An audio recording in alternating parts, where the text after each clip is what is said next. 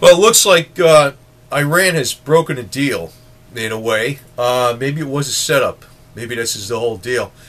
Because, you know, it always looks like whenever they want something to go a certain way, you got to make it look like the other guy did the wrong thing or something. Now, not that I'm a fan of Iran, because actually I'm going to get into something where I see the regime of Iran as pretty damn evil in many ways, and I'll get into that a little bit later. But it looks like Iran broke a UN arms embargo with the Iraq deal. Basically, they're selling Iraq weapons because Iraq is looking to get weapons to fight Al-Qaeda. And they're saying the Iraq is accusing they're accusing the U.S. of dragging its feet and giving them the necessary weapons to fight Al-Qaeda. And the U.S. is reluctant to give them the weapons, supposedly. You know, I don't know. I really don't know what the hell's going on for sure behind the scenes, but you know, nobody does. But you know, you can kind of possibly see that there's another angle to this. But so it looks like Iran sold Iraq some weapons to fight Al-Qaeda, and it's, you know, it sounds like an extremely sizable amount when you're talking 117 million pounds worth of weapons. Pounds in British UK pounds, that is, not pounds weight wise. But it's actually, it's a very small amount compared to what Iran gets. Actually, what Iraq gets. Iraq actually gets most of its weapons from the U.S. and they also get weapons from Russia, and helicopters and all this type of stuff. Most of it comes from the U.S. Actually, 117 million pounds, British pounds, worth of weapons is very small compared to all the stuff that Iraq actually gets to fight Al-Qaeda. But this can now be said to be a breach of the UN arms embargo, or that Iran is not supposed to be sending weapons to Iraq. You know, I don't know. Even if they're fighting Al-Qaeda. I don't get this deal. Well, anyway, you know, in other words, it could be a deal breaker, you know, for all the negotiations, too. Now, I suspected that when they're doing this negotiation deal, whatever it is with Iran, I almost suspected that they were trying to taunt Israel into doing the first strike, and this way it's hands-off policy with the U.S. doing anything, and Israel gets set up, maybe. I don't know. There's a hell of a lot of garbage going on. It's almost so difficult. You really can't tell what the hell's going on. But I have to tell you, one thing that I always perceived with the Iranian regime, not talking about the people are cool, you know? It's almost always like that, you know?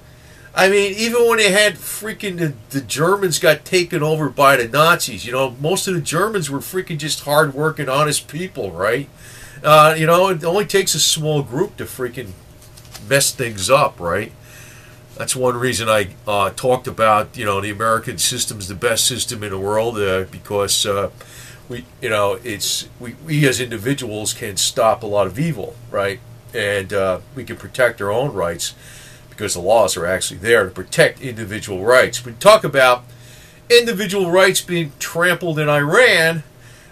You know, I always saw this as, this is where, you know, it proves to me the regime is bad news, and the nuclear weapon deal is, forget about it. But the Bahias sect, they're basically like an offshoot of, they're not actually Islamic. They recognize all the prophets of all the great religions. They recognize Abraham, Jesus, Mohamed, Buddha.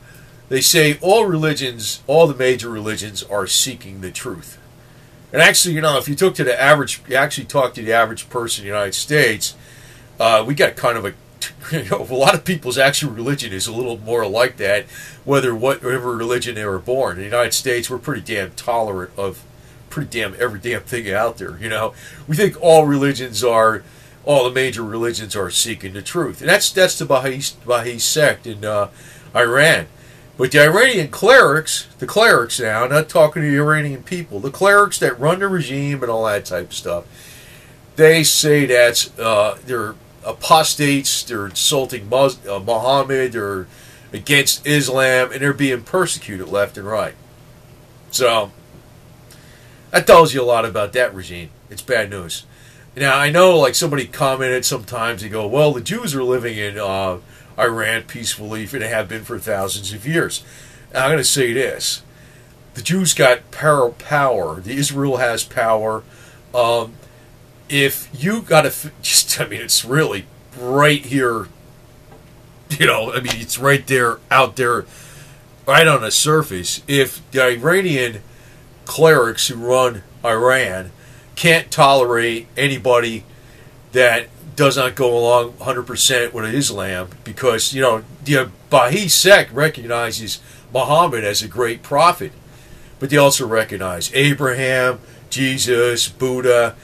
The clerics can't stand that. That's like terrible. Well, if you're Jewish, you don't recognize Muhammad, I assume, right? I'm not an expert on religion, right? But you're not really looking at that. So, the clerics must really deep down hate the Jews that are living in Iran. But they're not persecuted at all. Why? Because Israel has strength. That's really what it comes down to. The Bahia sect, which is like actually worships, puts Muhammad as a great prophet also, they're persecuted because they got no power. So if the Jews had no power, they would be massively persecuted in Iran. I guarantee you that. They would be. So, some of these people put up these comments like, oh, they're there and they're living peacefully. And I'm like, even a rabbi in Iran is saying, oh, we live here peacefully. The only reason you live there peacefully is because somebody someplace else has got the power and the strength to back you up. Okay? That includes the United States of America.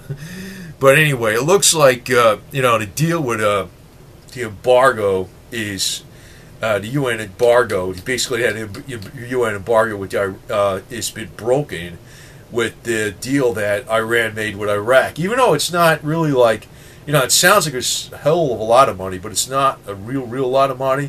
And supposedly those weapons are being used to fight Al-Qaeda, but maybe that's going to be the reason that, they could break, backing off the sanctions, and all the other deals are off too.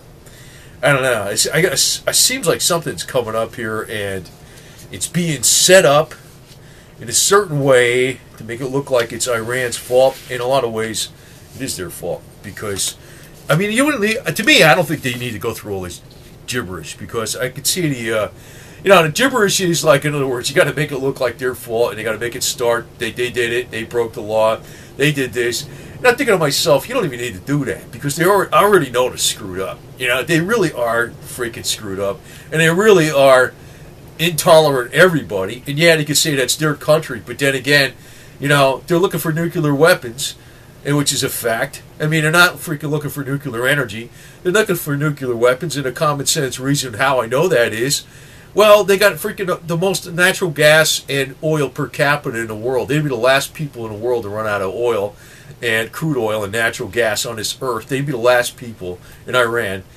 So the regime is looking for nuclear weapons, and they hardly have any uranium. And, if they used thorium, they would have a much safer supply, and they would have trading partners like India and Australia, which has loads of thorium. And thorium is very abundant in the world, but thorium reactors don't make nuclear weapons. That's why no country uses them. So, I don't know, man. This is, everybody's full of it. Okay? You're all full of it. But it looks like there's going to be something to be made to look like Iran broke the deal. And this just happened. With them selling weapons to Iraq, and I don't know, man. Something's coming up, and I don't like it, because it's going to actually put a lot of money into Vladimir Putin's pocket and Russia's pocket, because oil is going to super spike up to some ungodly amount if there's a strike on Iran. And that's where cash-strapped Russia is in a major problem, because oil prices are not doing that great, and their GDP has actually retracted in the last year. So they're going to get a major infusion of cash, especially from Europe, which is already in turmoil with economic problems due to the prices of oil and natural gas going way the hell up when there's a war with Iran. That's what's going to be bad about this deal. Let's hope that if it happens, it's very brief, because I would like things to return to normal as soon as possible, and hopefully, if the U.S. is going to be playing this game where sometimes we're playing the policeman of the world, I hope they, instead of putting a U.S. puppet in there, that it becomes where it's an exact type of government that the framers of the U.S. government wanted in the United States, with a Bill of Rights, the whole 9 yards in Iran. In other words, if they're going to play games where they're going to have to have a regime change, I hope the new system comes about in ideological fashion, where it's exactly the way the founding fathers of the United States envisioned, because in that respect, actually a lot of lives over the long term and net effect will be saved. Oh, definitely. If all Iranians had individual rights to practice whatever religion they wanted, and they had individual rights in every single way, they're protected against any type of, search and seizure. They had the right to free expression and everything like that, and elected representatives in each district, and a limited form of government with checks and balances. I don't know.